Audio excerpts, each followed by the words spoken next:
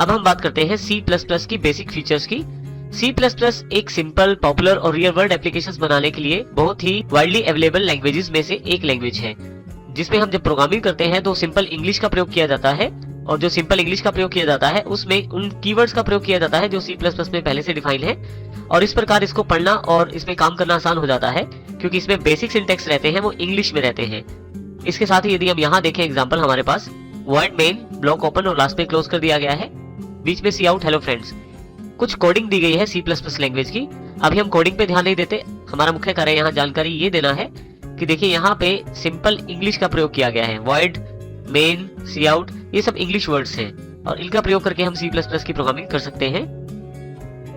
C++ एक object oriented programming language है जिससे इसके द्वारा बनाए गए प्रोग्राम्स एफिशिएंट और फास्ट होते हैं, अर्थात इसमें ऑब्जेक्ट ओरिएंटेड फीचर्स को शामिल किया जाता है जिससे प्रोग्रामिंग की कैपेबिलिटीज बढ़ जाती हैं और जो प्रोग्राम्स बनाने का प्रोसेस रहता है वो फास्ट रहता है, जिससे हम ऑब्जेक्ट ओरिएंटेड के बेसिक फीचर्स का प्रयोग करके जैसे इनहेरिटेंस, पॉलीमॉर्फिज्म और एब्स्ट्रैक्शन, इनके द्वारा C++ में अपने प्रोग्राम बना सकते हैं।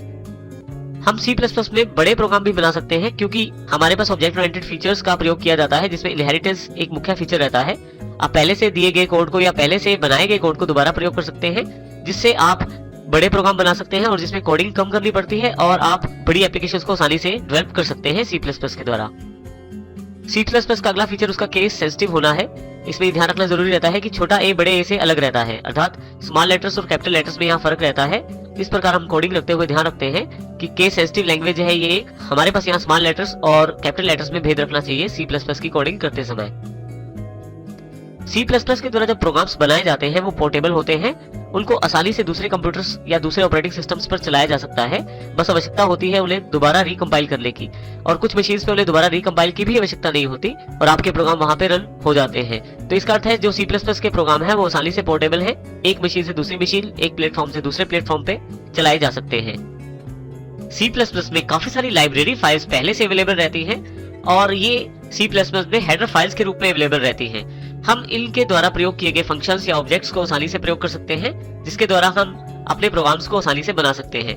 इसके अतिरिक्त जैसे हमने पहले बात की थी, रीयूज फीचर जो C++ प्रोग्राम का रहता है वो भी लाइब्रेरी फाइल्स के द्वारा प्रयोग किया जा सकता है, जिसमें आप अपनी लाइब्रेरी फाइल्स भी क्रिएट कर सकते हैं।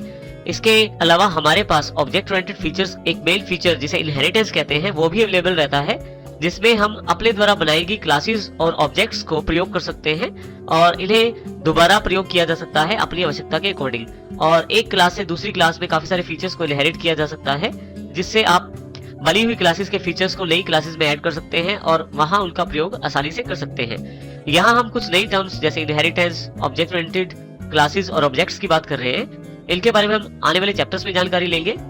यहाँ पे एक बात और इम्पोर्टेंट है, यहाँ पे हमारे पास कुछ लाइब्रेरी फाइल्स हमें ऑब्जेक्ट्स प्रदान करती हैं, जैसे हमारे पास सी आउट और सी इन दो ऑब्जेक्ट्स हैं। ये हमारे पास iostream.h नाम की हेडर फाइल्स में अवेलेबल रहते हैं।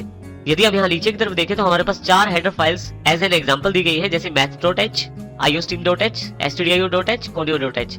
ये हेडर फाइल्स पहले से ही C++ में शामिल हैं, और जैसे math.h की बात करें तो square root, cube root, hyper और पावर फंक्शंस पहले से अवेलेबल हैं। इसी तरह से iostream.h है, हमें 2 ऑब्जेक्ट्स प्रोवाइड करती है जिससे हम सी आउट और सी इन का प्रयोग करते हैं। सी आउट हमारे आउटपुट को स्क्रीन पे प्रिंट करवाने के लिए प्रयोग किया जाता है। सी इन जो हमारे पास होता है वो यूजर से इनपुट देने के लिए प्रयोग किया जाता है। इसी तरह से stdio.h फाइल हमारे पास अवेलेबल रहती है। इसी के साथ conio.h फाइल अवेलेबल रहती है, जिसमें 2 मुख्य फंक्शंस हमारे पास काफी काम आएंगे, क्लियर स्क्रीन और getch। आने वाले सेक्शन में हम इसकी जानकारी लेंगे, परंतु सबसे मेन बात जो यहाँ पे है कि हमारे पास मुख्य फंक्शंस और मुख्य ऑब्जेक्ट्स जो हैं वो लाइब्रेरीज में ऑर्गेनाइज किए गए हैं और ये सभी हेडर फाइल्स के द्वारा ही प्रयोग किए जा सकते हैं। इसके लिए हमें सबसे पहले प्रोग्राम बनाते समय इन हेडर फाइल्स को अपनी प्रोग्राम में इंक्लूड करना पड़ता है। उसके पश्चात हम इनके फंक्शंस या इनके ऑब्जेक्ट्स को प्रयोग कर सकते हैं, अन्यथा हमारे पास एरर अवेलेबल हो जाता है।